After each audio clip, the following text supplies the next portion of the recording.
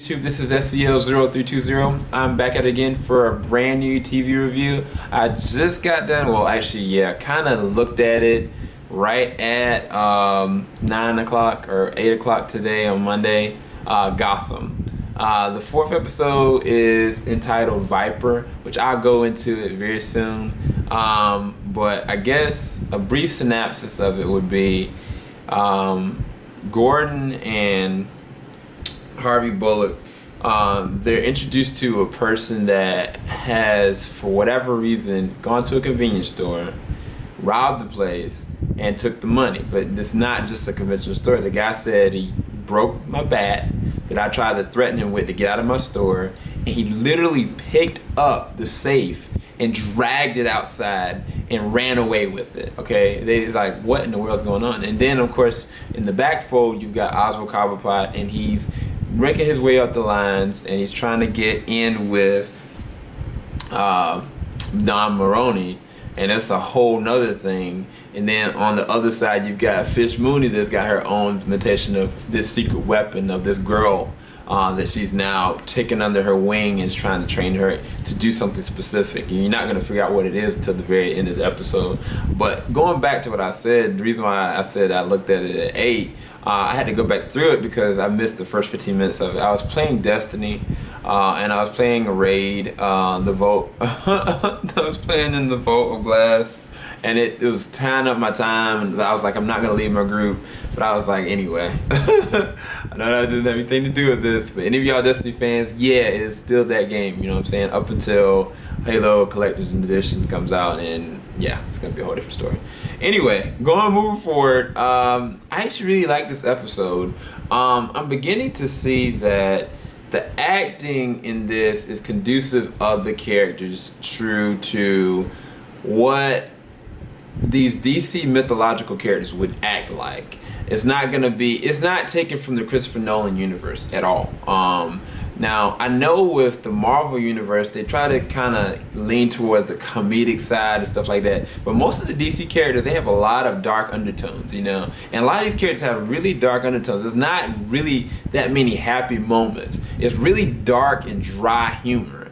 And you can see it through the performances in the sense that some people will take it as really campish. I know the last episode that kind of came out, I was like, there were certain things, like I told you when Gordon dropped his gun, I did have a problem with that.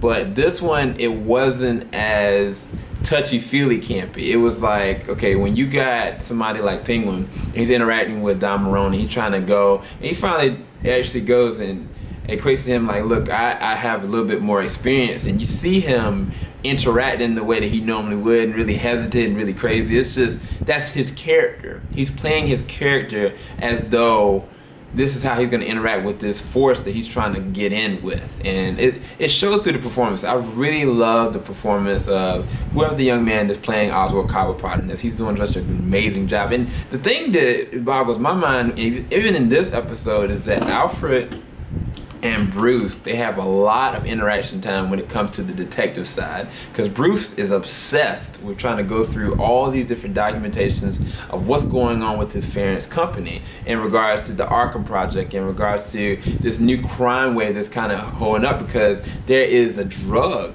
that has been introduced. This reason why this man went and was able to go and break in is that the drug allows the person to be able to have a short burst of strength through a euphoric kind of feel. And so they feel like this feeling of euphoria and strength, then eventually their whole entire body breaks down and their bones crumble from the inside and they literally dissolve into nothing. It's really interesting how they all go with it, because it's a nod more than you'd even know to the character Bane. It's not until you reach maybe towards the end where Jim Gordon and Harvey Bullock confront the young, well, not the man that's doing this. There is a guy that, all I can say is that he worked for a very powerful company, and the name of the company, if you want to research it and look it up, is, the name of it is Wellsyn.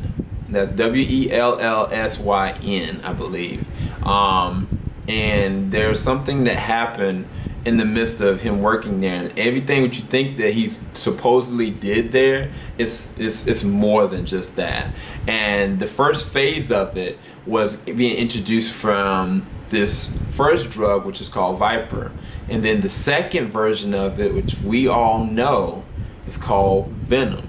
And so I was like, so that's the only spoiler I'm going to give for this episode. But there's an amazing situation that happens when Jim Gordon is presented with a problem of him not killing Oswald Cobblepot, and somebody seriously finding out about it, and he's brought in confrontation about what to do in this situation. It's such an interesting scene. It's kind of like the force of good mixed with the force of evil, and at the same time you got in the middle of it, it's just a bad situation. I think what I would compare it to is if you looked at Batman Under the Red Hood, when you got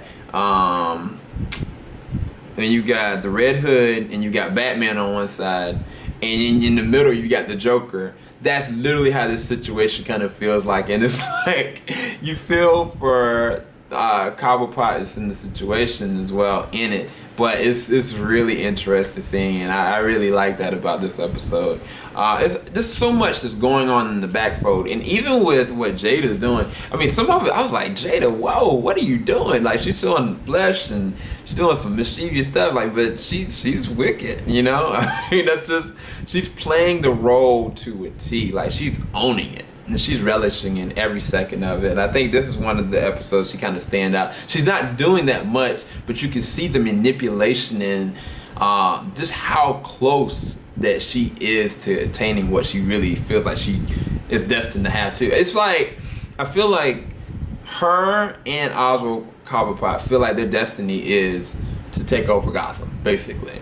I feel like even Don Moroni and Falcone, they have that old school mentality that this is Gotham, this is ours, you know what I'm saying? Even though they're at odds with each other. And then you got Bruce and you got Gordon that have this ideal that one man can make a difference, but more so than that the city can be saved, even though it's literally corrupt from the inside out. And so it's just such an interesting dynamic. But the fact that they would go into going with Wellsine, and there's a huge connection with what Bruce is researching, is so interesting, because I'm like, this kid, he's just a kid, and he's like doing all this investigation work. So when you think about what's going to happen when he actually starts going to school on a regular basis, like how is he going to actually interact with other people, what's going to happen when he actually goes to college and he starts studying certain critical things that like lays into the line of like philosophy or ethics or economics. Like, I mean, of course we all know he thrived in college, but I would love for them to dissect that and actually show, like, when like season 2 or season 3 comes out, when he gets to that point of like schooling, like, or even going and trying to do like martial arts, so getting himself a little bit more physically fit, you know. It's just, I think that the progression of it is going to be really done, but they have to keep it subtle. They can't show that he is like a superhuman brain, but at the same time, brilliance in and of itself can come from the youngest of nature's people. So, I mean, that is very possible and believable. They never gone into how much that Bruce would be thinking about these things or how soon they would. I think there were certain comics that would come out that I've read that like Bruce would go and do certain small investigation detective works. So, I mean, they're doing it close to the mythology as much as possible, but they're making it their own, which I really appreciate and I really like it. I really love the show. I really do. What was one of the things? I guess that was basically it. For this episode, even though there were certain moments I was like, man, this is really corny, or I was like, why would you not just kill this person for this? I really enjoyed the episode. So, I mean, I'll probably give this episode maybe, I'll give it an 8.5. I want to give it a 9. But it just wasn't as much action as I would have liked. But the thing is about this, when you see these people that are using this drug, like the things that they can do, you're like, this is Bane written everywhere. And on top of that, like when they actually die, it's some gory, messed up stuff. Like, I don't know, I can't describe it. Like, this show is gritty. It is seriously hard-nosed gritty. Got a couple things coming up. I know tomorrow I'm gonna try to do some more stuff with the Comic-Con. I'm sorry I haven't got the footage up yet. As you can see, I'm super tired. It's like 1 o'clock right now. I really wasn't gonna do this review tonight, but I was like, I need to do it now, so I promised y'all that I was gonna do it. Also got finally the update from my iPhone 6. I got the 8.1, which allows I think something along the lines of the photo library has been re-added to it.